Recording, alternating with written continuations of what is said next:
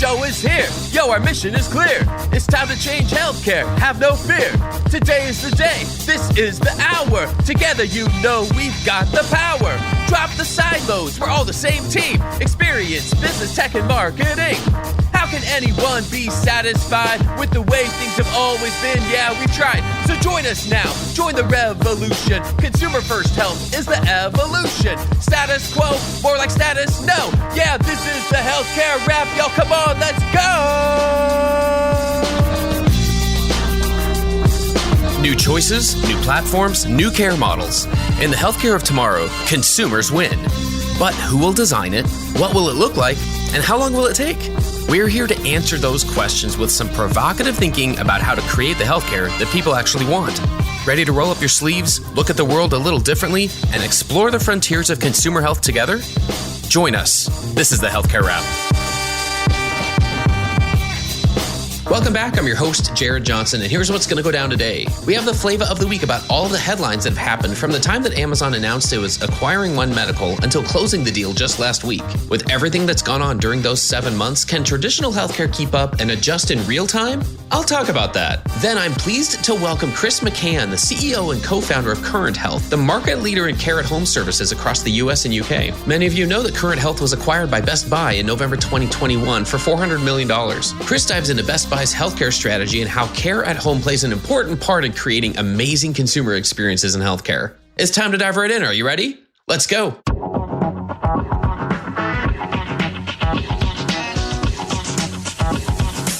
Flavor of the week. When Amazon announced on February 22nd that it had closed its deal to acquire One Medical, it will face a competitive landscape that looks very different than when the deal was first announced last July. A lot's happened in the retail health ecosystem in those 7 months, and it sure would be nice if someone could recap the headlines. Well, hey, I got you. Here's a list of some of the major news stories since the Amazon One Medical acquisition was first announced. In September, CVS Health announced its acquisition of health-at-home company Signify Health for $8 billion. Signify has a network of more than 10,000 clinicians in all 50 states and a nationwide value-based provider network. Walmart and United Health Group announced the beginning of a 10-year collaboration serving hundreds of thousands of Medicare beneficiaries in value-based arrangements through multiple Medicare Advantage plans. In October, Optum closed its $13 billion acquisition of software and data analytics firm Change Healthcare that it had announced a year earlier. Walmart Health announced the opening of 16 new locations in Florida in 2023. Walmart also announced that it would begin recruiting participants for clinical research trials in a move that puts it in direct competition with Walgreens and CVS Health, both of which have launched clinical trial units and are trying to engage with more diverse populations. Best Buy's Geek Squad announced that it's taking its talents into the home to connect remote patient monitoring devices with hospitals.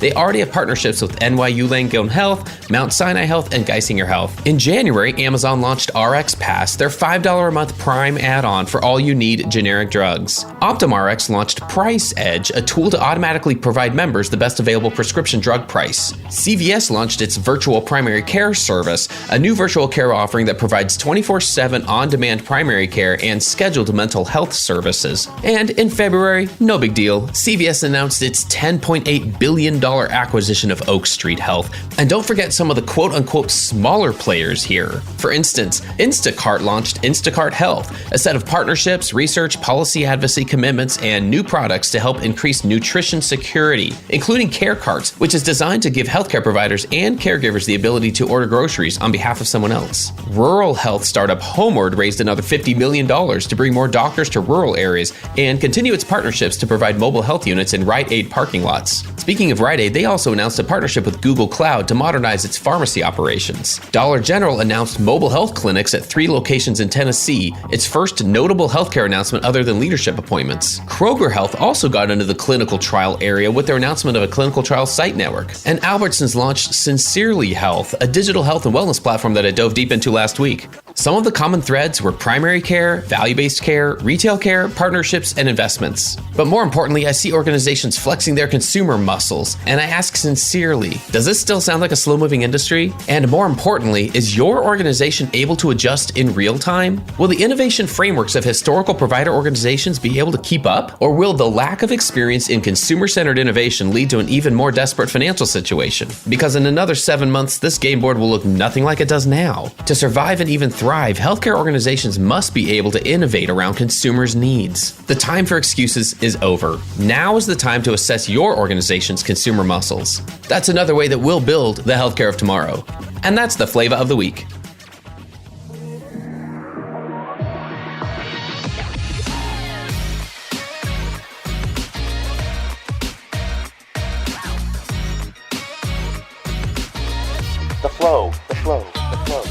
All right, let's get into the flow. Check it out. We've been talking a lot lately about care at home and its part in consumer transformation, which is one reason I'm so excited to welcome our guest today. We're here today with Chris McCann. He's the CEO and co-founder of Current Health, the market leader in care at home services across the US and UK.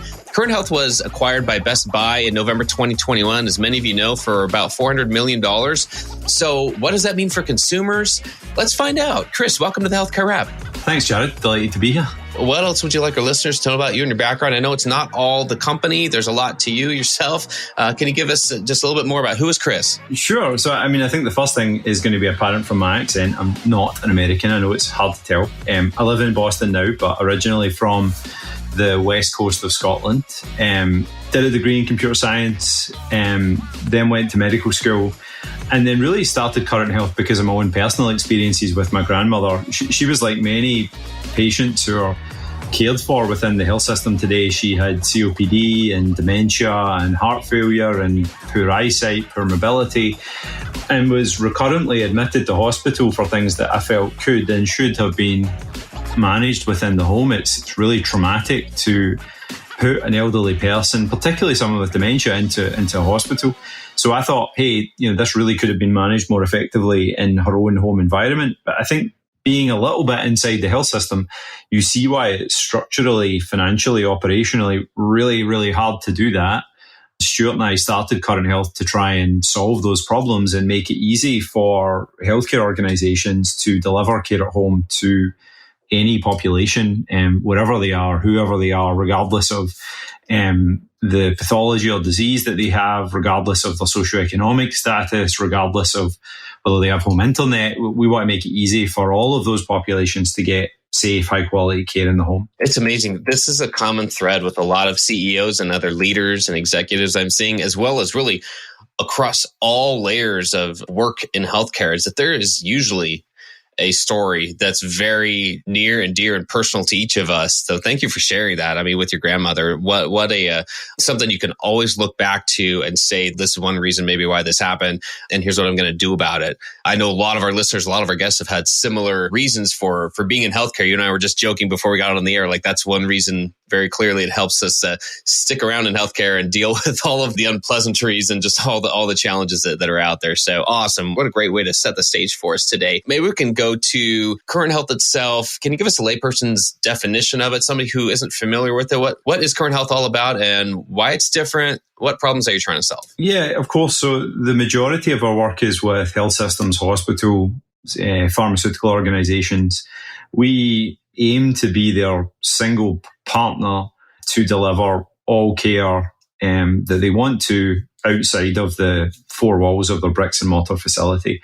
So regardless of whether it is a acute hospital home patient or a post-acute early discharge patient or a patient with multiple chronic conditions that they want to do some long-term condition management with, we seek to provide all of the technology, all of the services, and by that I mean things like logistics and supply chain and clinical support and technical support.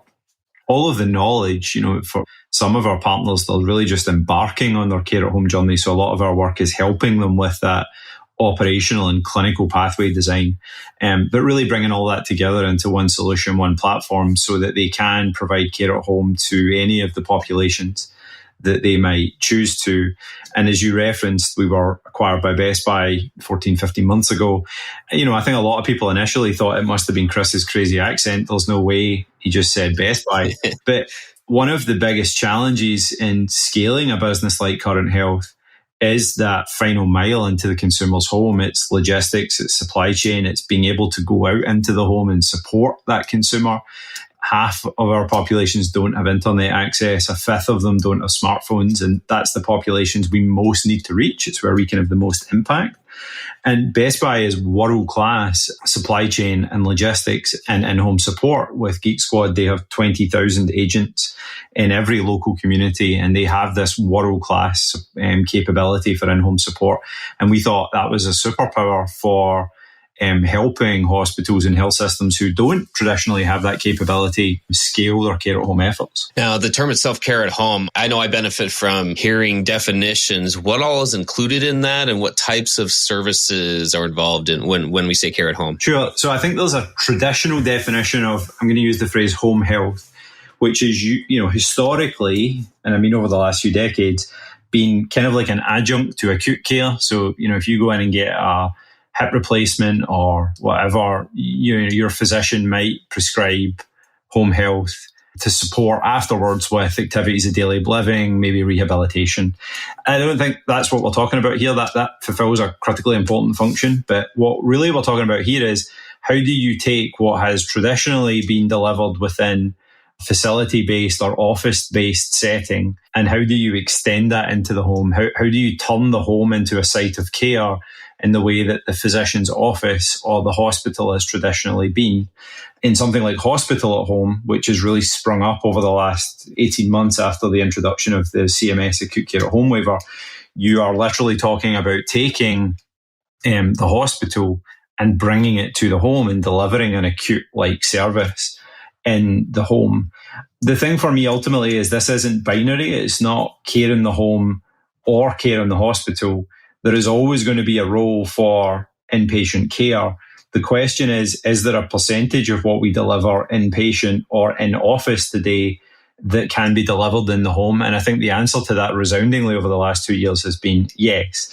And I think that is already showing it costs less money, which is really important for the sustainability of our health system. Secondly, we're seeing it produce the same or better clinical and safety outcomes. But the third thing is, it's better for the consumer, the patient. I mean, the patient doesn't live in the hospital. They live in the home. That's where they spend most of their life. So the ability for us to fit more of that healthcare service around their daily life is really important to their engagement with healthcare. It's really important in our understanding of their actual health on a day-to-day basis to see what it's like in their own lived environment. And ultimately, it just provides a dramatically better experience. Why do you think this is such a good time for care at home to grow? Because it seems like there's a moment right now where it's not only being talked about, but it's being scaled out there. Are there new technologies that are enabling it to scale? Or maybe there's more physician education happening about what it takes? Why do you think care at home is growing right now? I think it's a coming together of multiple different things. The first one, I think, is the greater availability of a payment model to support it. It's still early days, but we have the CMS Acute Care at Home waiver, which is what has directly led to the growth of Hospital at Home in the US. And that model was just extended for 2 years within the omnibus bill that was passed in January. We had the introduction of fee-for-service reimbursement for RPM and therapeutic monitoring, and the incentives around that have been improved steadily over the last few years. You also have a slow but continuing shift to more value and more risk, which incentivizes more care in the home and more chronic disease management. I think that's simultaneously happening with some consumer demand shifts, probably driven by COVID. So post-COVID, it depends a bit on your market, but you're seeing some hospitals where utilization has not recovered after COVID, that more patients are seeking out urgent care, ambulatory surgery centres, effectively easier sites of care than before. So I think there's a response from the hospitals to those consumer demands for easier access. And I don't think that's going to change. I think COVID proved to consumers that easier access was possible. And I think they're saying we're not going to go back to spending 6 hours in the doctor's office waiting for our appointment and having to take a day off work and having to arrange childcare and all that kind of stuff. So I think there's a consumer demand push. And then I think the last thing is recognition from the hospitals. And again, this is generalizing a little bit, but a recognition that they're going to have to innovate their delivery models if we want to provide a sustainable service into the future and if we want to compete. And I think that's also been driven by the entry of some other non-traditional organizations into the healthcare space, your Amazons and your CVS, and some of the payers becoming, effectively pay vitals. And we see that in some of the acquisitions that people at UHC and Humana have done. So I think there's a competitive aspect driving it as well. Wow, so really a convergence of a lot of opportunities, it sounds like, and some evolutions of just care itself, which I imagine some of that plays into Best Buy's involvement here. We're definitely eager to dig in and learn more about Best Buy's healthcare strategy. What can you tell us about how they've approached healthcare up to this point? The strategy Best Buy had was one of the things that really drew me to the organization. Best Buy's point of view was that they've never historically had a pharmacy or a PBM or, experience in actual healthcare delivery services. What Best Buy has is a world-class set of what I would call enabling capabilities. So supply chain, logistics, in-home support, their retail footprint and e-commerce footprint. Where they are really strong is areas that traditional providers are less strong, and that's just because health systems don't need to do global supply chain. They don't need to do in-home technical support. That's not historical services they have done. So Best Buy came to the scene as an enabler, someone there to help healthcare organizations evolve and enable them to deliver these services on top of Best Buy's capabilities. And that really drew me to Best Buy, that they weren't coming in as necessarily a disruptor. They were coming in as a way of helping organizations evolve. I think that's an important distinction. Best Buy's goal is to be able to, along the entire continuum of health and care and wellness, deliver a set of solutions that support wellness at home, aging at home, which we do through our Lively brand, which is one of the largest aging in place businesses in the United States, and care at home through Current Health. And really that all be underpinned and empowered by Best Buy's world-class capabilities in supply chain, logistics, retail, e-commerce, and Geek Squad. Yeah, I think those are some of the things that intrigue traditional providers, are the facts that, like you said, those aren't necessarily places that traditional care happens. There's no PBM, there's no pharmacy, et cetera. There's no, a lot of the pieces that have just been involved typically in a patient experience aren't there. And me personally, I'm very intrigued by that. I think there's been a natural intersection of even basic consumer electronics and the ability to offer different aspects of health and wellness. It's intriguing for a lot of different reasons. And I think one of those other reasons just has to do with what you touched on earlier about kind of why care at home is growing right now, which is the consumerization of health in general. We're learning from all the different sides of the industry, including new entrants who are coming into healthcare, saying, here's the part that we can make a business out of and improve care at the end of the day. And we don't have to solve all the problems, but here are some of the things we can do to improve using what we've already got. You use the example of global supply chain. These are big challenges here. What's your take on the consumerization of health in general? Just, we can even back that out. Maybe it has to do with care at home, maybe it doesn't. But in general, the trend of consumers, how I define that is consumers understanding that they have more choices for their care, and whether they're actually shopping it in one way or another. I think that's very dependent on an individual's situation and their ability to feel empowered to do that. So I still feel like there are elements of consumerization, even if we're not talking about somebody shopping differently. But the fact that they have other choices for certain aspects of their care, that's how I would define it, and feeling empowered to educate themselves on some of those choices. What's your take on the consumerization of health? I think it's fundamentally a good thing, but I think it's also misunderstood. For me, the point of consumerization is really to say that the consumer, the patient, should be much more in the center of this than they are today. That accessing and using healthcare should be much easier than it is today. And there's so many different activities that are happening, some slowly, some quickly, to make that possible. I mean, even things like the pricing transparency rules that have come in, long way to go on that. But fundamentally, that's also about consumerization. It's about making it easier for the consumer to choose where they go. If you have and I say this as the son of someone who has a complex chronic condition, trying to engage with healthcare when you have a rare and complex chronic condition can be really difficult. It can be really difficult to navigate and understand. For me, that this point of consumerization is about making journeys like that really easy and really simple, and thinking about it from the perspective of the consumer rather than the way that we've historically thought about it, which is based on these different silos that we have, the hospital or the physician's office, and often they're, paid by two completely different mechanisms, and really trying to make that journey as seamless and as easy as possible. And I think that's where it's interesting that you have these consumer-orientated companies like Best Buy coming in and saying, hey, we're really good at delivering consumer experiences. Can we help partner with healthcare organizations to bring that knowledge and expertise and make it such that it's this really amazing experience for the consumer, an accessible experience for the consumer?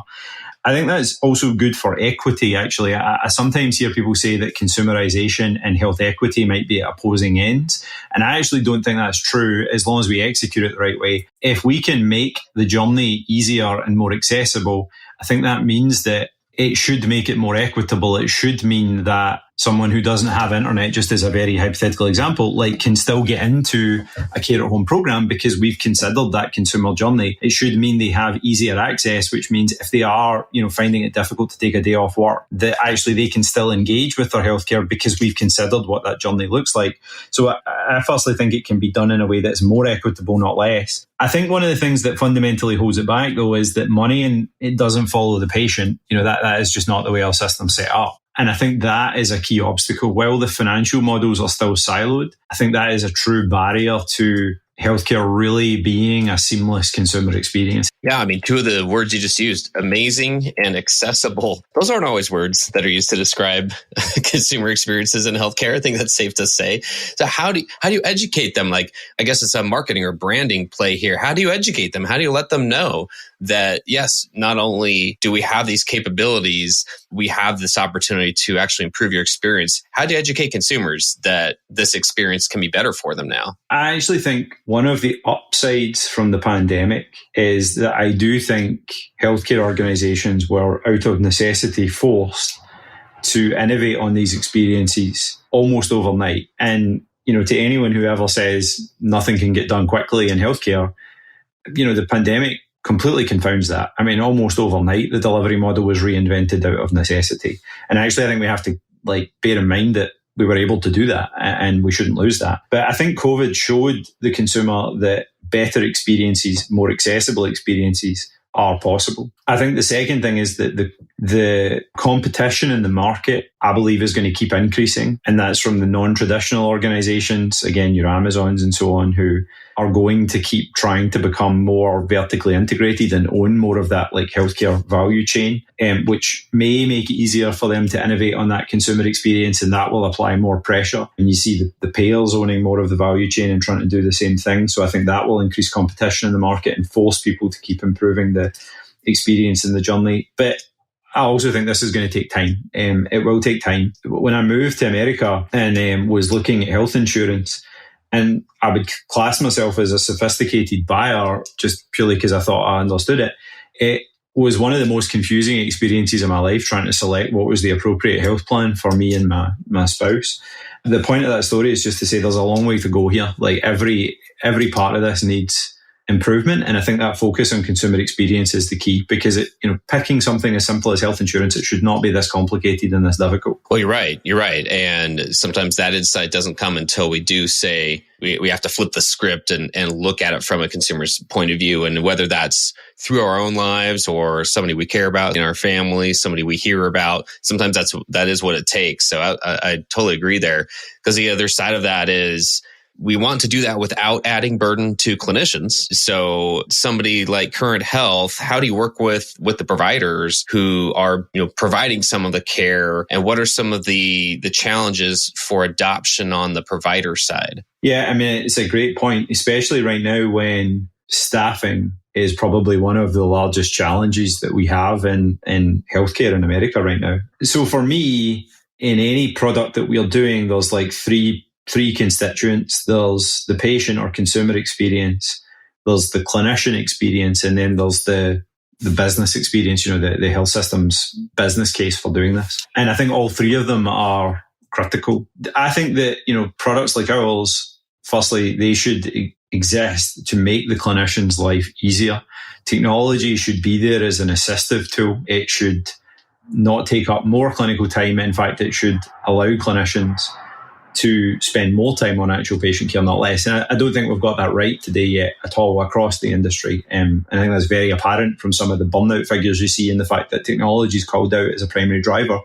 But it should be there as an assistive tool. It should make clinicians' life easier. And I think all technology companies, it's incumbent upon them to have that North Star, that this should be easier for the clinician, not harder.